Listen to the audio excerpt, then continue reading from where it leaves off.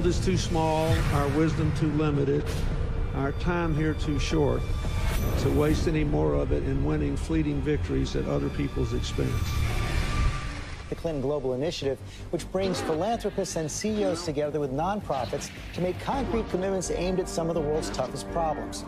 Almost 10 years in, they have leveraged billions of dollars in assistance in more than 180 countries. CGI was designed to tackle big global challenges in bite-sized pieces, with the conviction that regardless of size or scope, our problems will yield to concerted action and innovative partnerships of individuals, NGOs, businesses, and governments.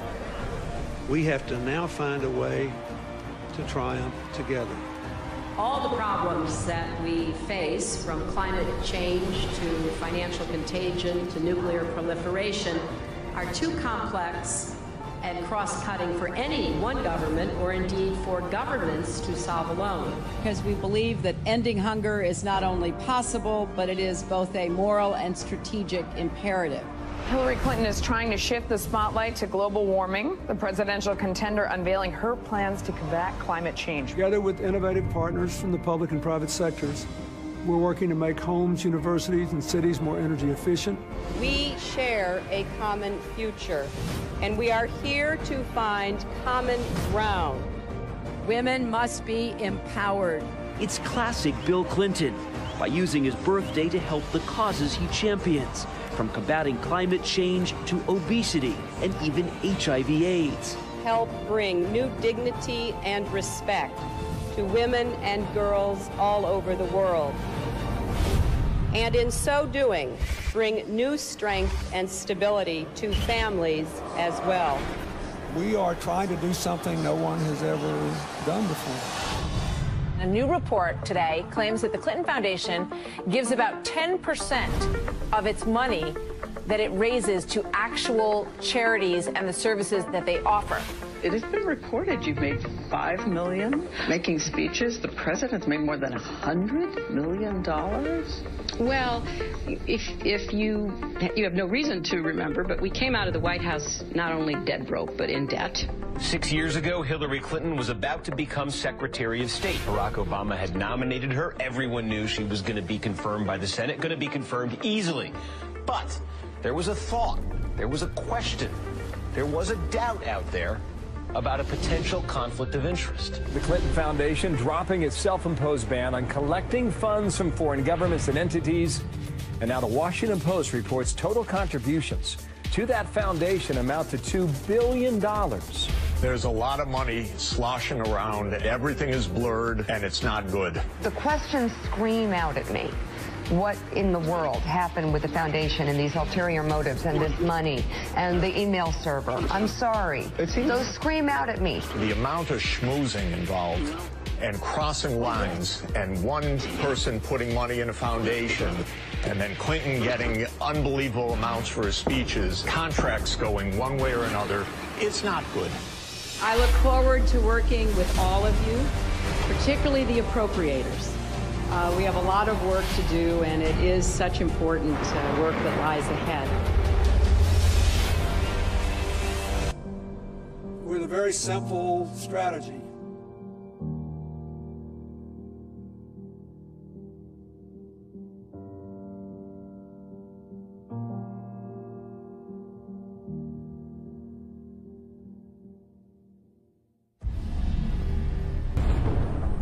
It's really not the fault of the African people.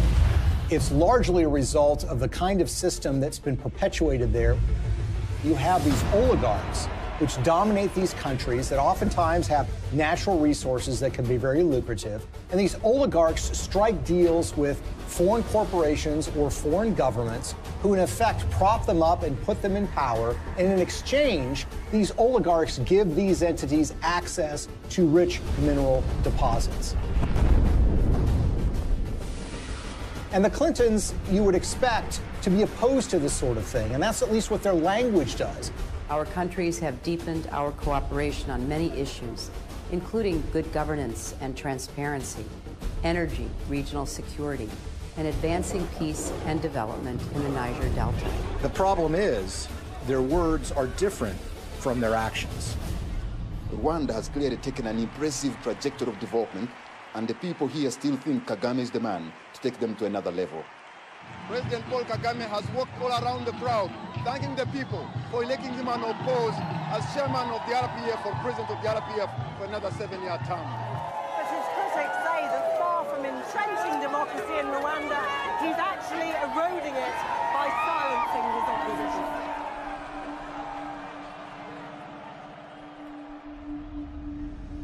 Paul Kagame has been praised by Bill Clinton and the Clinton Foundation.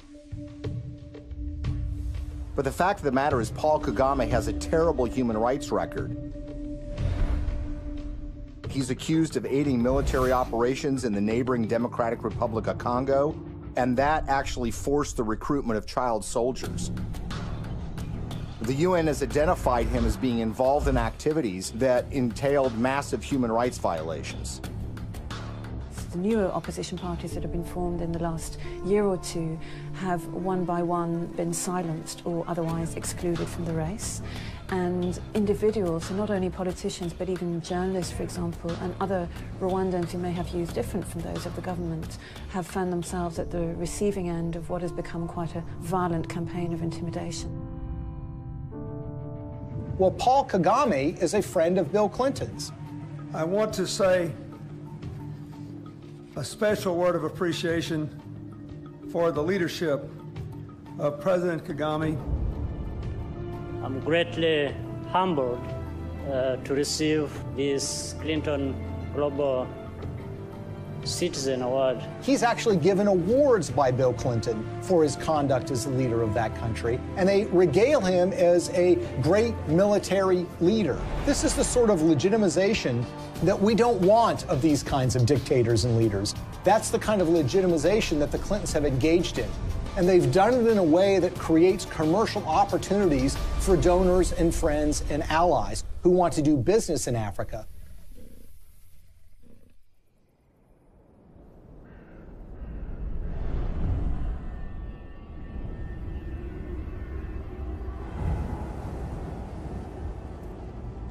Business in Africa means you're dealing with dictators who are going to give you access to, say, mineral rights or oil drilling rights, but you're going to have to pay them off. The Clintons partner with foreign entities who want access to Africa, and specifically mining companies or energy companies who need to get concessions for access to oil or natural gas or the rights to mine for gold.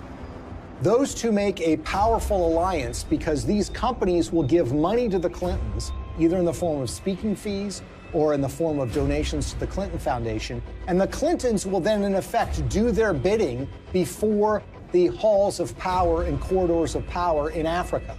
And they will go to foreign governments and encourage them to do business with individuals who are putting money in their pocket.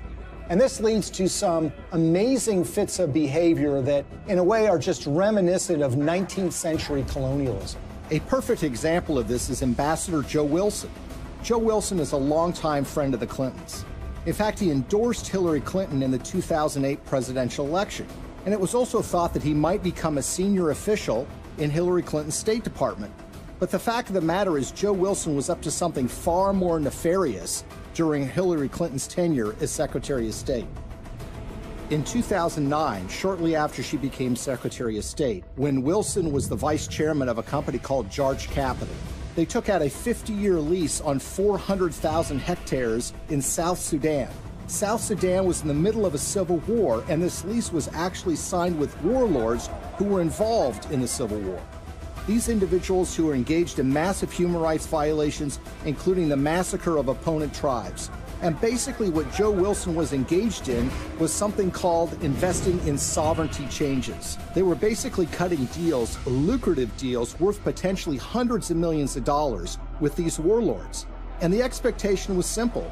These warlords would take power, then they would give them access to these lands where they could make huge amounts of money exploring for natural gas, exploring for oil, and for mineral rights. Ambassador Joe Wilson isn't the only Clinton friend and foundation donor who was working in war-torn countries. Swedish mining investor Lucas Lundin has pledged $100 million to the Clinton Foundation. He did that in 2007. and his most lucrative mining operations are in the war-torn country of the Democratic Republic of Congo. This is a country that perhaps has the most horrific human rights situation on the face of the earth. By the time Lucas Lundin made his $100 million pledge to the Clinton Foundation, his Congo operation was making, quote, staggering profits, end quote, according to his own financial statements. His overall capitalization was $20 billion. But for those profits to remain staggering, U.S. policy under Hillary Clinton had to remain unchanged. That's a problem. Hillary Clinton, as a senator back in 2006, supported something called the Congo Relief, Security, and Democracy Promotion Act. As the law's name implied, the goal was to bring reform to Congo. That's not something that Lucas Lundin would want. So in 2009, when Hillary became Secretary of State, she reversed course 180 degrees and went from supporting reform in Congo to supporting the status quo, which is exactly what Lucas Lundin would want, who of course had committed $100 million to the Clinton Foundation. But Congo isn't the only scandal-plagued country where Clinton benefactors have made millions. Africa's most populous nation, Nigeria, is full of promise, but fulfilling that promise is sometimes a struggle. Plagued by corruption and mismanagement, the resource-rich country has a poverty rate of over 50%. Look at a country like Nigeria, which is really a cesspool of corruption. In fact, people will say it is perhaps the most corrupt country in the world. It's rich in natural resources, it produces a lot of oil, but that money never trickles down to the people. It goes to the oligarchs who run the country, who oftentimes take that money and put it in Swiss bank accounts in a way that, of course, the people of Nigeria can never benefit from. And you see, there's a federal law in the United States which says if foreign governments that receive U.S. assistance aren't transparent in how they spend that money, that they will not be able to get U.S. foreign assistance anymore. It's about transparency. But there's a way around that law. You can get a waiver from that law. How? By getting the U.S. Secretary of State to grant you a waiver. We intend to remain very supportive on your reform efforts. Thank you for mentioning the work we did together on the elections. We're also very supportive of the anti-corruption reform efforts, more transparency, and the work that you and your team is also championing, because we really believe that the future for Nigeria is limitless. So in the case of Nigeria, they receive hundreds of millions of dollars in U.S. foreign assistance. They've not made progress in being more transparent. And of course, they've gotten exemptions from Hillary Clinton while she was Secretary of State. What's so curious about this is what was happening commercially to the Clintons while this was going on. Bill Clinton, for the first time ever, gets paid highly lucrative speeches in Nigeria, which had never happened before. In fact, he gets paid to do 2 speeches for $700,000 apiece by a businessman in Nigeria who just happens to be close with the president of that country. Keep in mind, by the way, that his normal speaking fee is less than $200,000 a speech. So this was an enormous payday for Bill Clinton. Okay, now we'll begin the panel.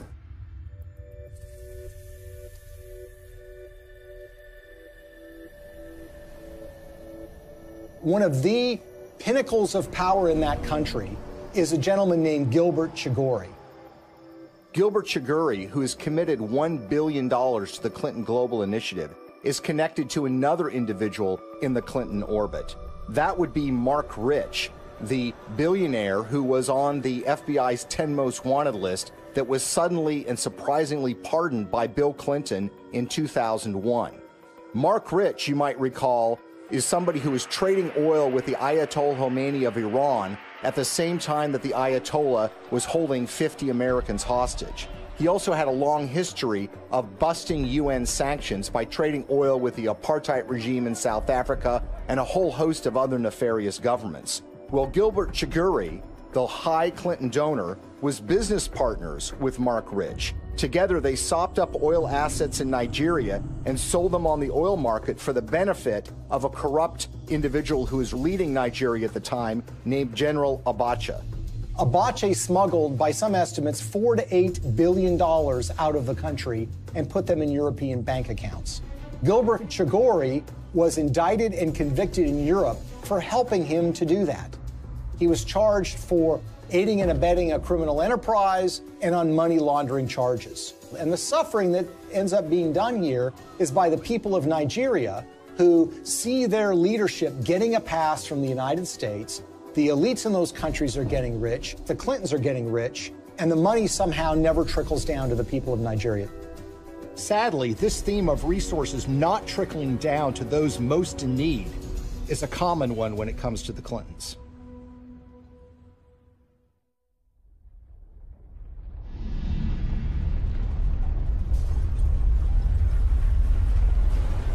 As we told you at the start of tonight's program, a major magnitude earthquake has hit the island of Haiti in the Caribbean. The quake measured around 7 points on the Richter scale, and its epicenter fell just 10 miles from the capital, Port-au-Prince.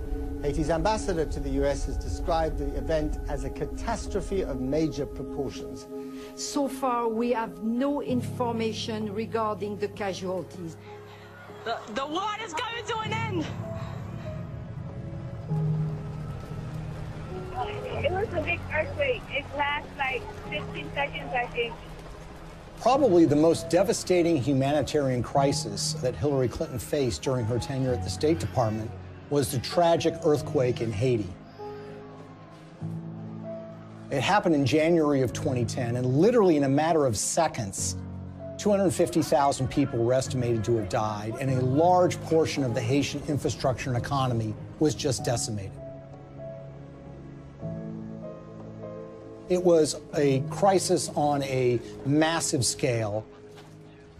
The United States is offering our full assistance to Haiti and to others in the region. We will be providing both civilian and military disaster relief and humanitarian assistance, and our prayers are with the people who have suffered, their families, and their loved ones. In the days and weeks that followed the earthquake in January of 2010, Hillary Clinton made visits to Haiti. And here's the latest on Haiti. U.S. Secretary of State Hillary Clinton arrived in Port-au-Prince just about an hour ago.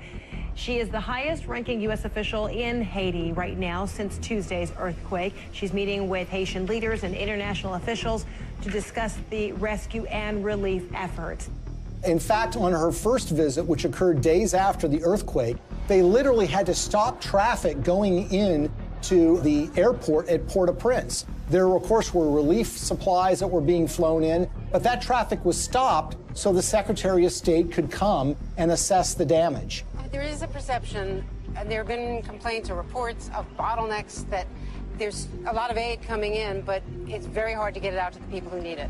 That's just not true. The aid is coming in, we're getting it out, there's just not enough of it yet. She flew in with her political aides on a large federal airplane. She landed at the airport. She made a large press conference, made statements about her commitment to rebuilding this country, and then she was soon whisked away, headed back to Washington, D.C.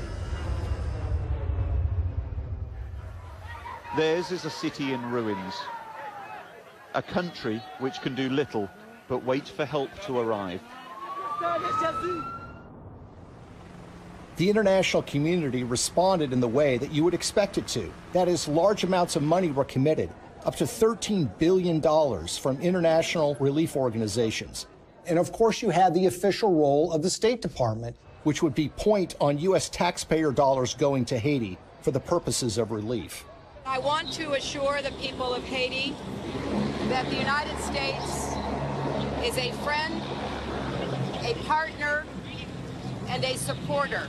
Hillary Clinton's State Department would oversee the reconstruction effort, with Chief of Staff Cheryl Mills responsible for the allocation of U.S. tax dollars through USAID.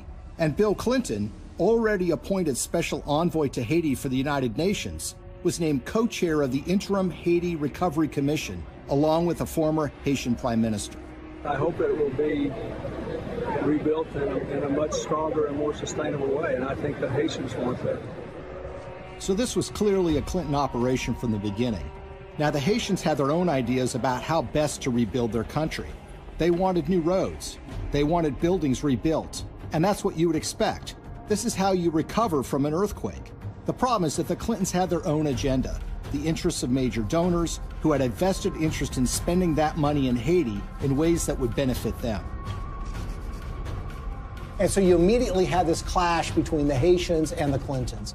And Haitians complained almost immediately that they were shut out of the decision-making process, that it was really Bill Clinton and a few of his friends that were calling the shots in the IHRC. And they made some monumentally bad decisions that not only didn't benefit the Haitian people, but ended up putting money in the pockets of major Clinton donors who had economic stakes in Haiti. We have been united behind a single goal, making investments in this country's people and your infrastructure. So it's a classic example of what some people call disaster capitalism. Disaster capitalism in that a natural disaster creates opportunities for rebuilding to take place, but also for self-enrichment to take place. And if you look at the Clintons and the promises that were made and the results that actually followed, it is a tragic story of crony capitalism gone awry.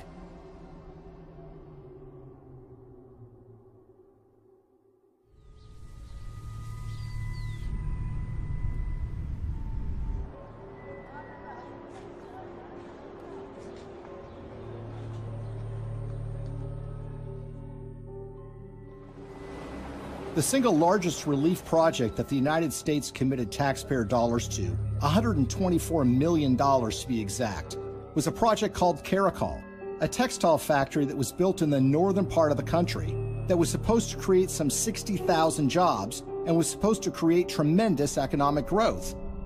There's a problem here already. You see, the earthquake affected the southern part of Haiti. The northern part of the country was entirely unaffected. But who were the beneficiaries of this? Companies like Gap, Target, and Walmart, to name a few. The Caracol factory was built, but it didn't create 60,000 jobs. It created barely 5,000 jobs. But the major American companies who got textiles tariff-free, made at low wages, benefited enormously. And the end effect on the Haitians was very, very minimal.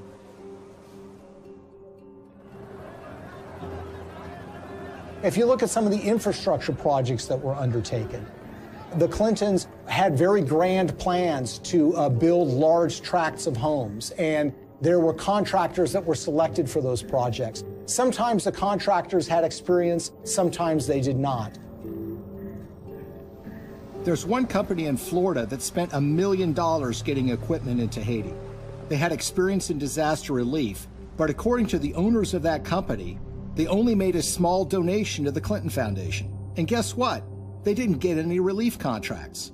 On the other hand, the contractors who did win the awards were given the opportunity to build homes, and in some instances were supposed to build tens of thousands of homes for Haitians. They ended up building a fraction of that. For instance, the New Settlements program was supposed to build 15,000 homes for $53 million. Instead, it built 2,600 homes, less than a quarter of the original estimate, for $90 million, or $47 million over budget. And they got away with it. So you had contracts going to these relief organizations that were also involved with the Clinton Global Initiative. And you had this one organization, Dahlberg, that was supposed to do an assessment for relocating people that suffered from the earthquake. They determined that people should be moved to a site that happened to be on a cliff that was highly unstable. USAID's Inspector General reviewed Dahlberg's recommendations and found them basically unusable. One member of the USAID shelter team was quoted by Rolling Stone magazine as saying that the recommendations were so bad, it looked like the team never even got out of their SUVs. Another person said that only one of the people that was sent to Haiti by Dahlberg actually spoke French. Telecom mogul Dennis O'Brien is one of the world's richest people, and he's finding opportunities in the poorest country in the Western Hemisphere. The Irish billionaire is the largest private investor in Haiti through his company Digicel, and he's now leading the Clinton Global Initiative efforts down in Haiti. Probably no one came out better in the Haitian reconstruction effort than an Irish billionaire named Dennis O'Brien. He was a Clinton Foundation donor, giving them between $5 and $10 million. He helped arrange speeches for Bill Clinton, too. The interest of the Obama administration, particularly the former Secretary of State Hillary Clinton, You know, all the different things that have happened to help Haiti get up off the floor have been led by the U.S. And he was the owner of something called Digicel, which is a cell phone company at the time of the earthquake. As part of that relief effort, the State Department run by Hillary Clinton wanted to fund a mobile money transfer service that would allow Haitian citizens to transfer and receive money on their phones. Well, Digicel applied to be the recipient of that grant money. 4 weeks after their application, Digicel actually sponsored a speech for Bill Clinton in Jamaica, and they paid him $225,000. And as it turns out, within 4 months of that speech, Digicel would receive the first installment of that grant money. The earthquake actually has been great for Digicel and Dennis O'Brien. More than 4 years since a magnitude 7.0 earthquake devastated Haiti. And outrage there is growing over the largely failed reconstruction effort, despite the hundreds of millions of dollars in aid that has been collected and spent by the IHRC, the Interim Haiti Recovery Commission. So whether you're talking about housing or cell phones, you see that the people that are closest to the Clintons have made out very well from the Haitian earthquake. The rest of the country, the ordinary people of Haiti, not so much. Haitian activists staged a protest outside Hillary Clinton's Manhattan office. The demonstrators claim billions of dollars were stolen through the Haiti Reconstruction Commission headed by Bill Clinton. They also say Haiti was used as a cover for foreign governments to funnel kickbacks of possibly hundreds of millions of dollars through the Clinton Foundation. They say it was done in exchange for favors that Hillary was doing for them as Secretary of State. The tragedy is we had an opportunity to rebuild in a way that would give the people of that country hope. Sadly, that opportunity was squandered, and what took place, rather than rebuilding Haiti, was the self-enrichment by friends of the Clintons.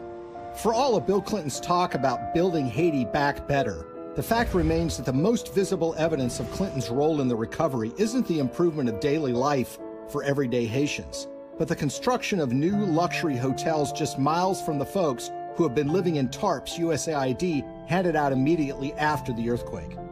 We are telling the world of the crimes that Bill and Hillary Clinton are responsible for in Haiti. But while the world eventually lost interest in Haiti's recovery, the influence and connections afforded to donors from the Clinton Foundation appear to have been lessons learned by others. So how much do connections to the Clintons matter when you're talking about Haiti? Consider the case of gold mining. The government of Haiti had not granted a gold mining concession in 50 years. They decided to do so during the reconstruction of their country, which was being overseen by Bill and Hillary Clinton. What company did they select to get this gold mining permit? A company called VCS Mining. VCS Mining had very little experience in gold mining, but what did they have? They had connections. Shortly after they got that concession, someone joined their board of directors. It just happened to be Tony Rodham, brother of Hillary Rodham Clinton. It was a true disaster that followed the earthquake, which was the natural disaster. This was the man-made Clinton-caused disaster in relief that led to the wasting of enormous sums of money, the enrichment of elites that were friends with the Clintons, and the Haitians were left in a situation where their life was really not much better than it was the day after the earthquake happened.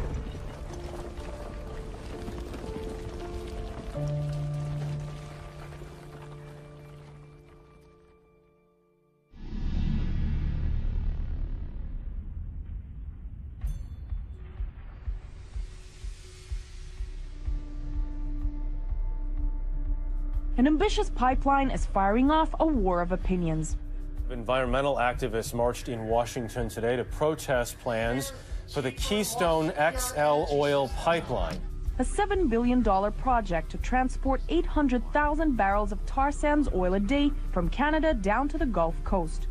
In Washington, a showdown on the Senate floor today over the Keystone XL pipeline. The vote to approve the controversial pipe project has big political implications. The pipeline would create 20,000 jobs, but opponents say the environmental risk is too great. One of the touchstones of the climate change debate has been the Keystone XL pipeline. It's designed to carry oil from Canada through the United States to refineries in Louisiana and in Texas. The environmental movement has wholeheartedly rejected this deal from the beginning because they believe that it's going to further contribute to the problems of climate change. One, We are the people. 2. You can't ignore us. 3. Now, you would think that the Clintons would be opposed to the Keystone XL pipeline deal because of those concerns. And perhaps they might be, except for one or two problems, or should I say 1 or 2 million problems. You see, when Hillary Clinton became Secretary of State in late 2008, there was already an issue related to the Keystone XL pipeline sitting on her desk. She was going to have to sign an environmental and economic impact statement and decide whether the Keystone XL pipeline should go forward.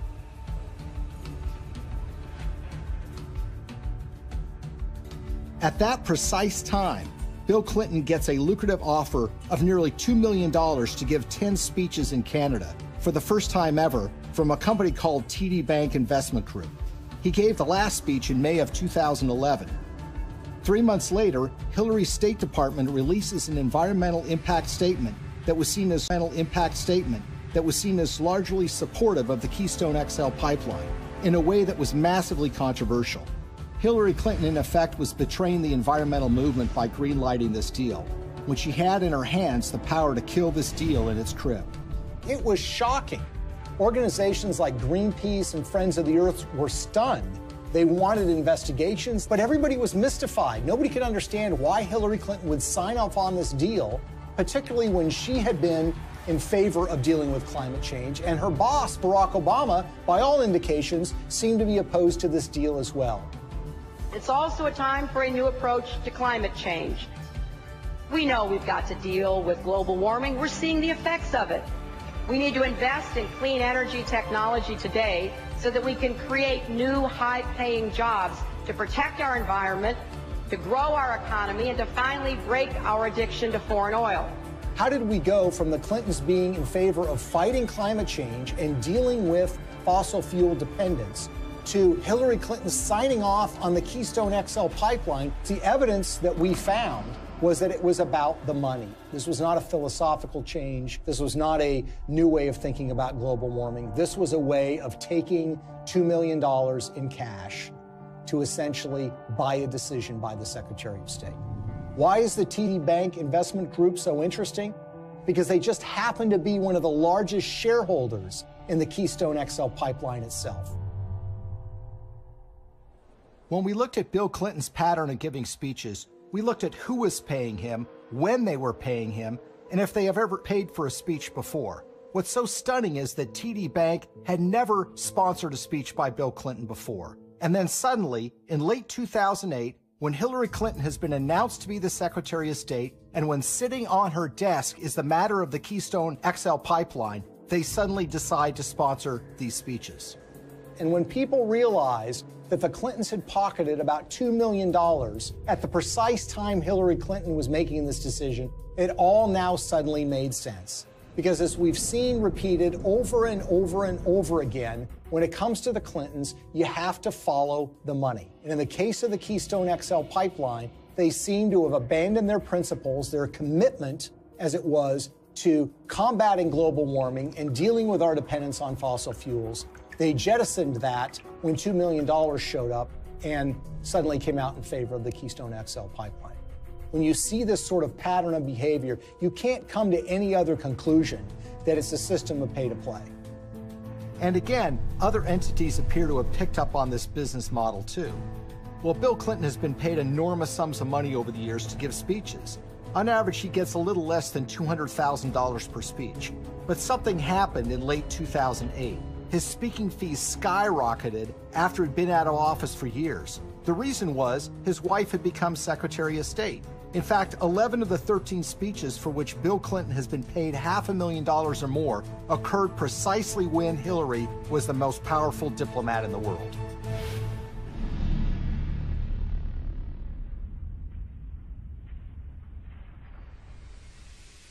You will never contribute to an organization that will give you a higher probability of having your good intentions turn into real positive changes in other people's lives.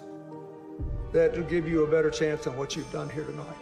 His single biggest speech payday came from the Swedish telecom company Ericsson, and it's a very, very unusual and troubling story.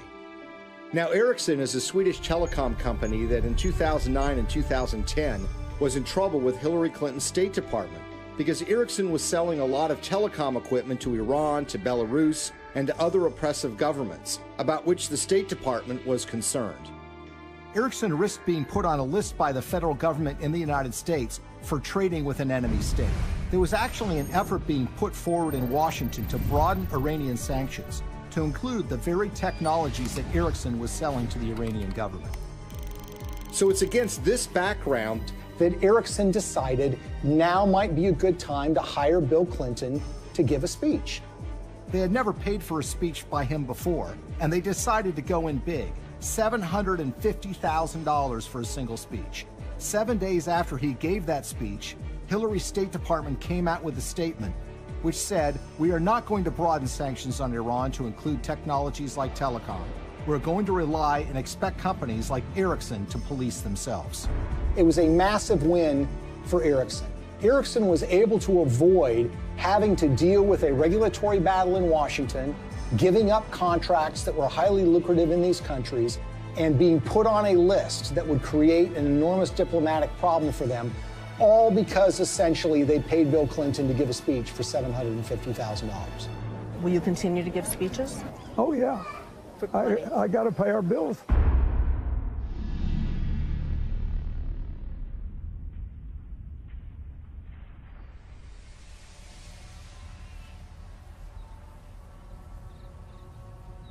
So the question is, why do we see the Clintons reversing decades of policy positions that they've held so closely on issues like human rights and environment?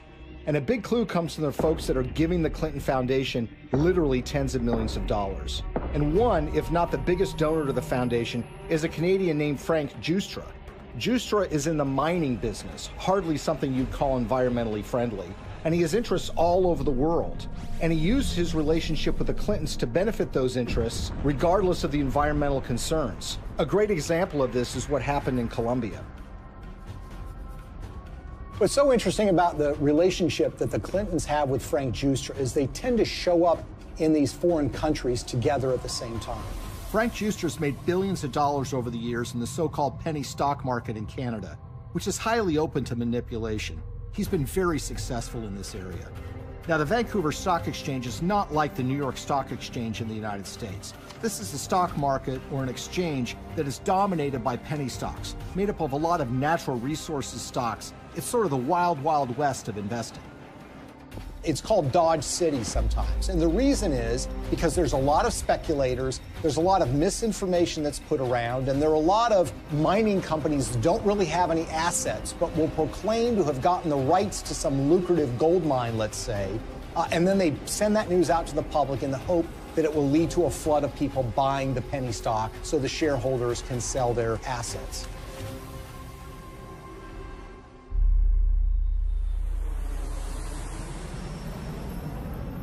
So in June of 2010, Bill Clinton and Frank Giustra fly to Bogota, Colombia.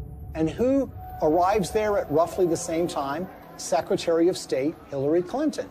The big thing from the news conference was where Bill and Hillary were dining the other night in Bogota. I had a chance to talk to her about her dinner experience in the Zona Rosa, and here's what she had to say. Dinner was good? It was excellent in every way. So it was like eating in the States, but eating in Bogota. Well, it was a real treat to be in Bogota and to be with people who love this city so much, including my husband. Now, in her memoirs, Hillary Clinton says that this is just a happy coincidence. But when you see what follows, you realize that this is no coincidence. The following morning, Bill Clinton has a breakfast meeting with the outgoing president of Colombia, President Uribe. Then, like a tag team, Secretary of State Hillary Clinton has a noon lunch meeting with him, and she grants him several favors, including technical agreements that the Colombian government wants. In the days that follow, something dramatic happens. Frank Giustra has 3 companies that get major concessions from the Colombian government: Pacific Rubiales, Petroamerica, and Prima Colombia Properties. One of those, Prima Colombia Properties, gets a concession to cut timber in a rainforest in Colombia along the Pacific coast. And that timber is not intended to export to the United States, but is intended for export to China.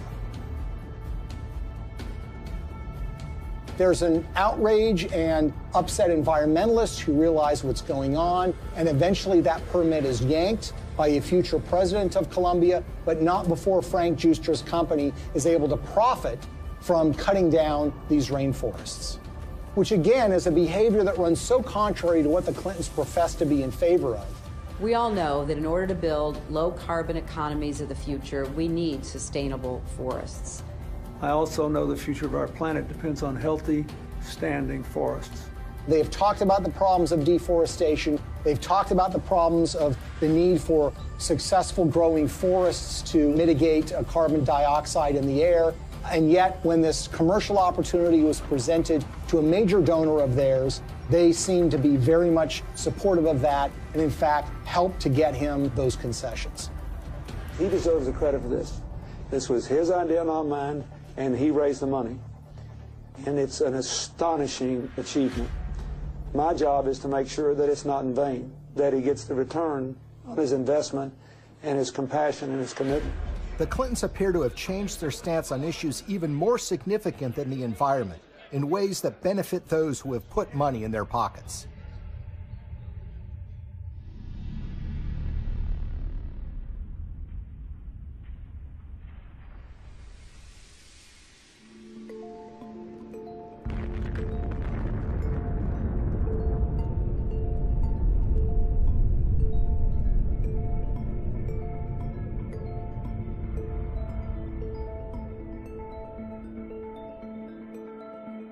I represent a president and a country committed to a vision of a world without nuclear weapons and to taking the concrete steps necessary that will help us get there.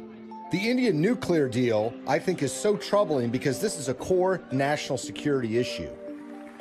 One of the signature achievements in foreign policy for Bill Clinton was pushing the Test Ban Treaty and the Non-Proliferation Treaty. Today in New York, the United Nations General Assembly voted overwhelmingly to adopt the Comprehensive Nuclear Test Ban Treaty and open it for signature later this month. The NPT has been sort of the holy grail when it comes to nuclear disarmament, something that the Clintons have been supportive of, not just for years, but for decades. That was all thrown asunder in 1998 when the Indian government tested nuclear weapons underground. India's action threatens the stability of Asia and challenges the firm international consensus to stop all nuclear testing. These were tests that truly shocked the world. Even the CIA was not aware that these tests were about to take place. Clinton's reaction was volcanic. He felt betrayed by the Indian government. And as a result, he imposed sanctions on India, essentially saying, you're not going to get access to U.S. nuclear technology until you sign the NPT, the Non-Proliferation Treaty. In 2005, the Indian government wanted to get these sanctions lifted. Not only do they have an interest in expanding their civilian nuclear base, they live in a neighborhood where some pretty tough customers and rivals have nuclear weapons themselves. First of all, you've got Pakistan, which is right next door, which is widely believed to have nuclear weapons. And then you have China, a longtime rival of India, which has a nuclear arsenal. The Clintons said that they were in favor of giving the Indian government some access. But the problem is it didn't go nearly as far as the Indian government wanted. So in 2005, they started making donations to the Clinton Foundation. This morning, yet another shady donation to the Clinton Foundation has surfaced, this time tied to a donor from India, apparently a friend of Bill Clinton. We're talking about tens of millions of dollars from Indian interests flowing into the Clinton Foundation. And we're talking about at least hundreds of thousands, if not millions of dollars in speeches that Bill Clinton was paid by interested parties in the Indian nuclear deal. Amar Singh, according to Clinton disclosures, has given between $1 and $5 million to the Clinton Foundation in the push to get them to support Indian access to nuclear technology. He's a member of parliament who has gotten in fistfights on the floor of the parliament, who's been charged with bribing members of parliament to get certain pieces of legislation passed. You see, the problem is when you ask Amar Singh, he says it wasn't my money. I don't have that kind of money. I couldn't have given him that amount of money. And in fact, when you look at Indian public records, you see that Amar Singh doesn't have a net worth anything close to being able to give that amount of money. So where did the money come from? Well, sometimes the most obvious answer is the correct one. Sant Chhatwal is an Indian businessman who has been close to the Clintons for years. He pledged to raise $5 million for her 2008 presidential campaign. And Bill Clinton was at his son's wedding. They actually named him as a trustee of the Clinton Foundation. When Hillary Clinton was first running for the Senate in 2000, Sant Chhatwal was in trouble with a federal agency called the Federal Deposit Insurance Corporation. He basically owed them millions of dollars from unpaid loans. Well, in 2000, Chhatwal throws a fundraiser for Hillary Clinton, and he brings in $500,000.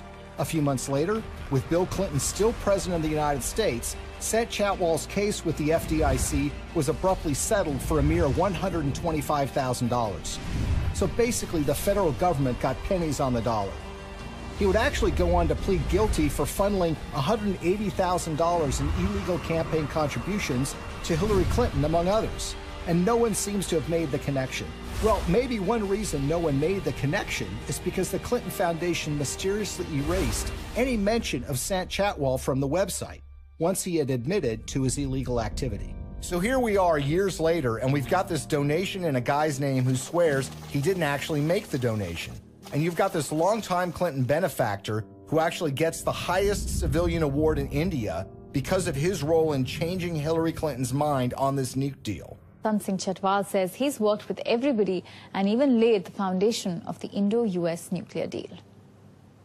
So the Indian government says that they have given you this award for your role in pushing the Indo-US nuclear deal forward. How exactly would you describe the role you played in this? Well, I can tell you Indian nuclear power deal.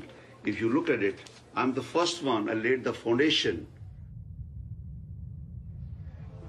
On the eve of the vote in 2008 to approve Indian access to U.S. civilian nuclear technology, Amar Singh, who barely knows Hillary Clinton, had a 2-hour meeting with her where they discussed the Indian nuclear deal.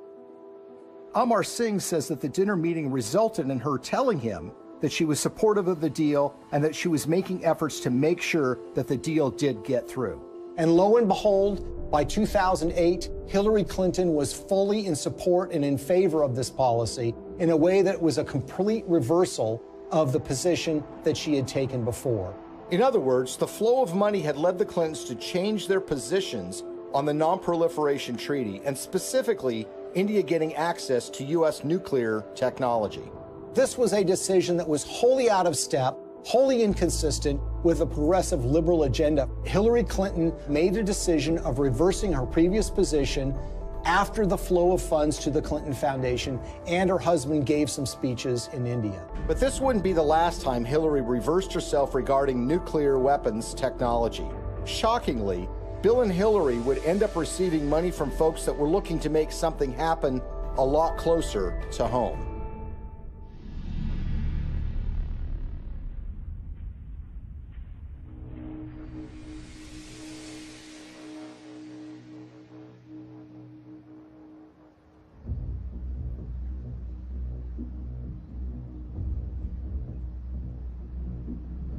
I think the Russian uranium story is perhaps the most shocking and most blatant example of how the Clintons operate.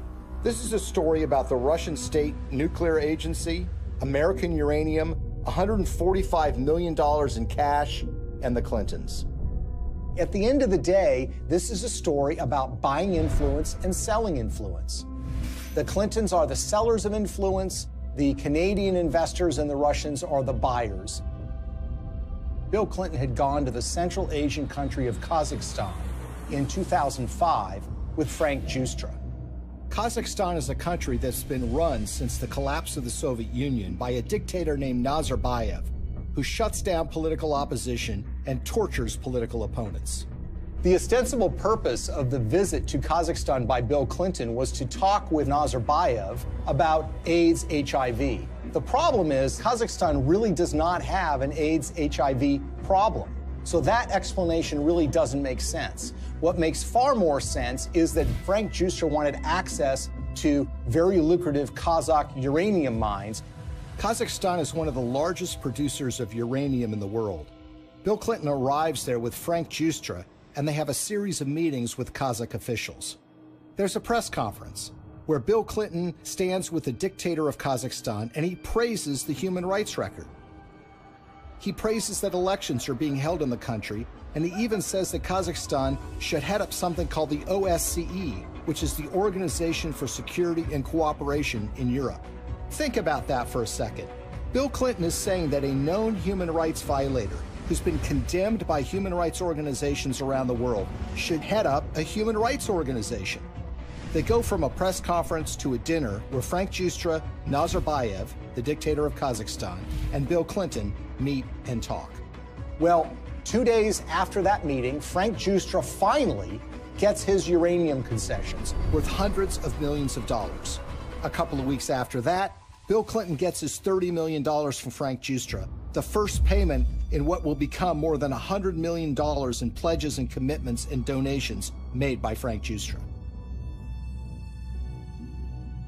So it's really, in a way, a simple story in that they all are walking away from the table with something that they want. Nazarbayev is getting the legitimacy of an ex-president, saying what a nice and kind leader he is. Frank Giustra gets his uranium concession, and Bill Clinton and his foundation get cold, hard cash.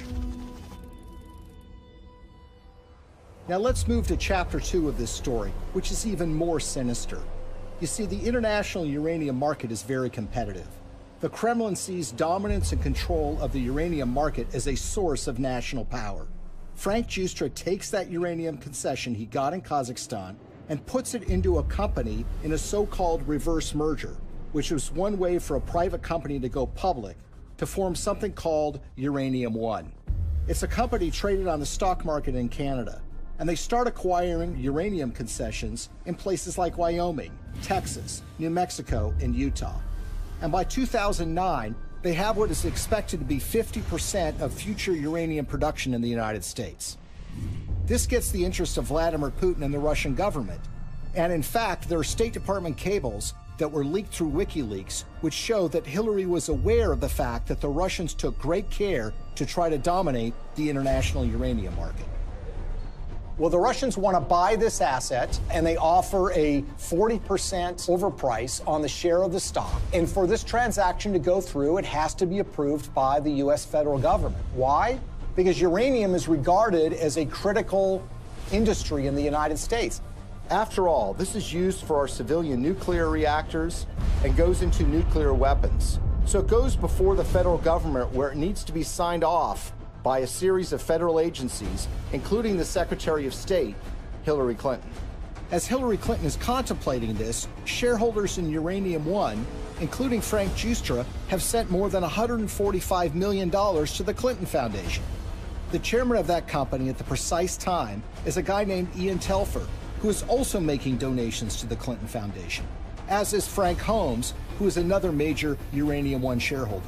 And Hillary Clinton, who has a record of opposing precisely these kinds of deals, comes out and says, you know what, I think this is a good deal. Let's let Vladimir Putin take control of what is now 20% of U.S. uranium production. Bill Clinton and Hillary Clinton are the only figures in American politics who are willing to do this deal and who could actually pull it off, because they had a reputation that runs so contrary to what they're doing. I mean, this is what the Clinton Foundation does, right? This is what they talk about politically, their support for human rights, their concerns about proliferation, their concerns about issues related to Russian aggression. There's no doubt that when Putin came back in and said he was going to be president, that did change the relationship. We have to stand up to his bullying. And what's so interesting when you consider this uranium deal are the actions of a small Canadian investment firm called Salida Capital. Salida Capital, in 2010, as this deal was going down, committed to give millions of dollars to the Clinton Foundation, and they also sponsored a speech by Bill Clinton in Canada. Salida Capital is also the name of a wholly owned subsidiary of Rosatom. Who is Rosatom? Well, this is the government agency in Russia that controls their nuclear arsenal, that built nuclear reactors in Iran, and engages in nuclear technology exchanges with rogue countries like North Korea. What this means, in essence, is that the Russian government, specifically Rosatom, was funneling money through a subsidiary directly to the Clinton Foundation. But the payday didn't end there. 4 months before Hillary Clinton's State Department would sign off on the Russian purchase of Uranium-1, Bill Clinton got paid $500,000 to give a single speech in Moscow. He was being paid by a firm called Renaissance Capital, which has a long history of association with Russian intelligence services. What makes this speech stand out is not only the timing of when he's being paid, but the amount that he's being paid. You see, the last time Bill Clinton gave a speech in Russia was 5 years earlier. At that time, he was paid about 1/3 of what he was being paid this time. Why is Russian control of 20% of U.S. uranium so troubling? If you're in an era where nuclear weapons are a reality, where nuclear energy is an important component of energy production in the United States, and increasingly around the world, control of uranium is absolutely crucial. And unlike oil or natural gas can be found in so many places around the world, there are precious few places where you can find significant and large amounts of uranium that you can produce on a commercial scale. What we've essentially done is handed this precious resource to Vladimir Putin and the Russian government. They're not only engaged in aggression in places like Ukraine, but they've been very aggressive in fighting American interests around the globe. Russia's not an ally. Russia's not a friend. Vladimir Putin's Russia is a rival of the United States, and yet we've given them control over this precious resource. Uranium, the key mineral in nuclear generation, is a domestic resource. This is what's going to power America. I think a lot of people in Middle America would be surprised to know that the Russian government is doing business in places like Colorado or Wyoming or Utah. These are small mining towns. These are operations that have existed for a while, that have been under the control of American companies or for a while Canadian companies. But it's now Russian companies that control this, and those companies are controlled by the Russian government. Having read through the archives of the KGB, the files that they have been released, I can tell you that they look at the United States as weak and ineffectual. This is a thuggish government that is engaged in massive human rights violations. There are opponents of this regime that have been killed or have disappeared. There's been persecution of human rights organizations. There's been persecution of homosexuals. And it's shocking and stunning to me that there has not been more attention focused to this fact, that we have given this critical resource to somebody who is engaged in so much nefarious behavior. Greetings from Washington. I want to thank all of you for your work to root out corruption that weakens economic development, feeds black markets and organized crime, and undermines the promise of democracy. As we work together to eradicate corruption in our own countries, we should also maintain the highest standards of transparency and accountability in our development efforts around the world. Corruption in emerging markets and fragile democracies undermines the confidence of citizens and investors alike, while responsible governance helps to foster sustainable economic development and political stability. I believe in the oldest adage in American politics, which is follow the money. Enormous amounts of money have flowed to the Clintons from foreign governments, foreign financiers, and businesses. Some of that money lands in their pocket. Some of it lands in their foundation. It's a pattern we've seen repeated over and over and over again all around the world. It's not a coincidence. Money exchanges hands and favors are done. Now Clinton friends and supporters will say there's no smoking gun. But look at American political history. People are convicted all the time for a pattern of behavior where, for example, they're engaged in insider trading on the stock market. So, for example, you have a foreign corporation or a foreign government that wants something from the State Department while Hillary Clinton is Secretary of State. They will make a large payment to the Clinton Foundation. That will be followed by favorable action on their behalf. If that happens 1 or 2 times, you might say, look, it's just a coincidence. But when you see the pattern recreated over and over and over again, you have to recognize that these events are connected. They've created a model for massive self-enrichment that allows you to go into so-called public service, but get extremely rich at the same time. And when friends and allies say that the Clintons aren't really that interested in money, Their actions show otherwise. What's so shocking to a lot of people is that making of that money requires them to betray their progressive values, the environment, labor unions, women's rights, human rights. The Clintons are doing business and growing rich with the favor of the very individuals who you would expect to be their political opposites.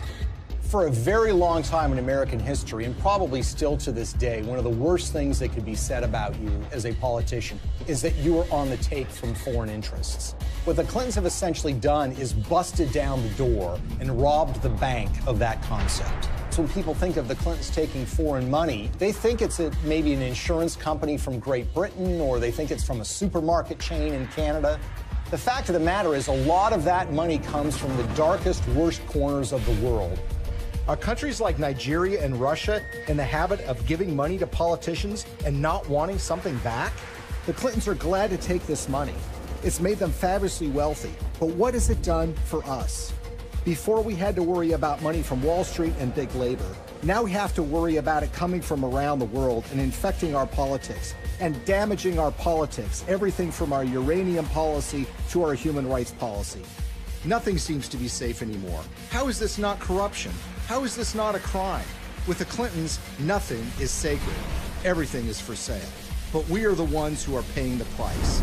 Maybe, just maybe, the American people are tired of being sold out.